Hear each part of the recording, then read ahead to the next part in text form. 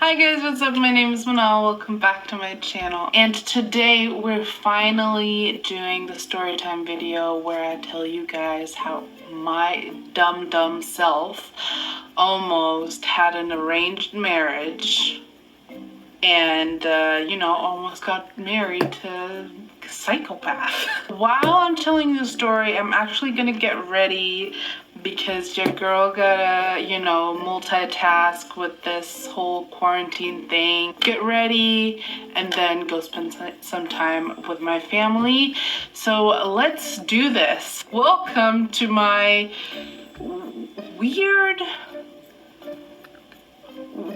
story.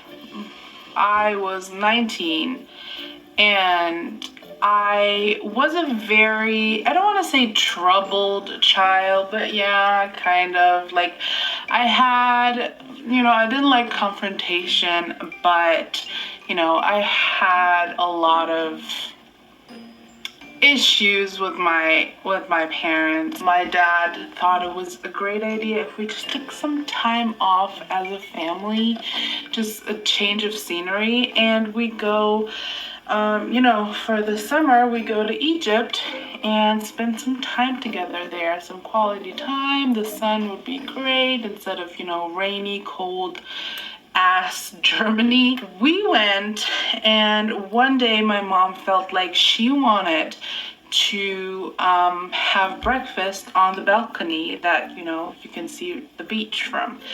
And so she told us, hey guys, let's go, like me and my sisters, let's go to the supermarket, the grocery store that is nearby. So we went to a mall where there's the grocery store. We were looking for our stuff, and girl, all of a sudden I see this tall, like sun-kissed, green eyes, brown blondish hair guy in front of me, and I'm like,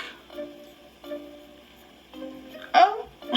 That's what I cared about at 19. And I thought he was really cute. My husband knows this story. We laugh about it all the time because it's actually funny. So I see this guy and I'm like, in Arabic to my mom, oh my god, Mama Gawazuli, which basically means, like, it's like one word in Egyptian, but it basically means like go and, like, I want to marry him, but it's a joke, right? Like, you say that jokingly.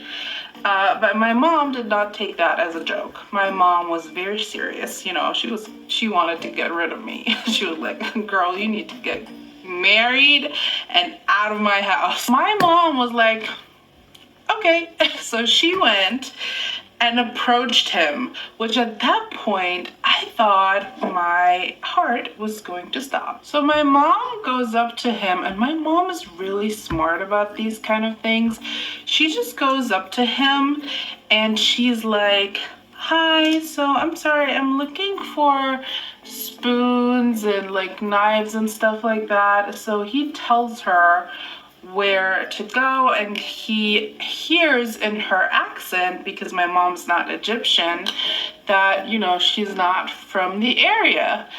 And he asks her, oh, where are you guys from? And then she starts talking, and he said something very, like, I took it lightly at that point, but thinking about it now, she told him, oh, I'm Syrian, but my husband is Egyptian, but we live in Germany. And then he said something in Arabic, which means, oh, I hope God gives us the same opportunity. You know what I mean? Like, basically, like, oh, I would love to go and live in Germany. We had a little 90-day fiance moment there. So my mom kept telling him, like, about our family, about my dad and stuff. They had like this whole conversation. I'm just standing there in sweat, like, oh my god, what the hell is happening? My mom, this is so weird and uncomfortable. And then my mother invites him to have dinner with us at the hotel. And that's what he did. So he came over to the hotel. He met my dad. My dad was not very, like, my dad thought it was weird, but also he then told my dad, you know, he was in the Navy, but currently he works as a manager at that grocery store. And you know, he finished his education, and also his family has like a big business in like the place where they're like originally from. And you know, he speaks English and he does all these things, and also he's like from the area that my dad is originally from. So my dad loved that. He ate that right up, because you know, my dad left Egypt when he was very young. So whenever someone mentions where he's from, he gets very nostalgic and emotional, and he likes it. Then homeboy starts inviting himself to more and more family outings, and he comes with us to places, he shows us around. And one day, I swear to God, the more I think about this story, the more I need to call my mom and talk to her. What the hell? I still thought he was cute, and I was like, oh, so he's educated, he's not, you know, he's not super traditional, he's educated, he's not like, oh, girls can't go to school or whatever, you need to stay at home, right, kind of person. Because we don't need that kind of shit in my life, right? Then one day, my dad left to Cairo to go and see his family, and we stayed back and, you know, at the resort. He was like, if you need anything, you can give me your number, so, you know, and I'll give you my number and stuff like that. And then my mom was like, oh, you know, my phone died, but you can take Manal's number. At the time, I was like, ooh, Mom, that's weird, but all right.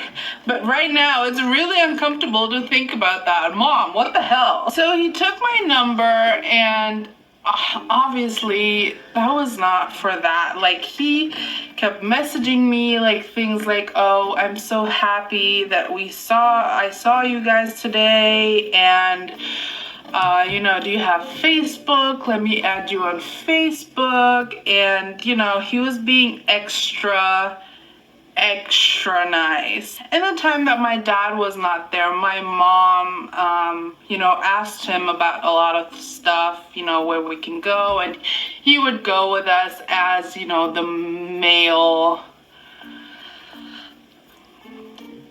person. I don't know. Don't ask me about that. Like, I think it's stupid, but you know, in Egypt, it's always good to have someone with you who, first of all, knows the area and is a man. I don't like it, but that's just how it is. Like, we've been there for like 2.5 weeks now, and we've seen him every day. My mom went back to the hotel and asked him if he can take me, because she's gonna give me a list of things she needs from a store nearby, and you know, if we can just go together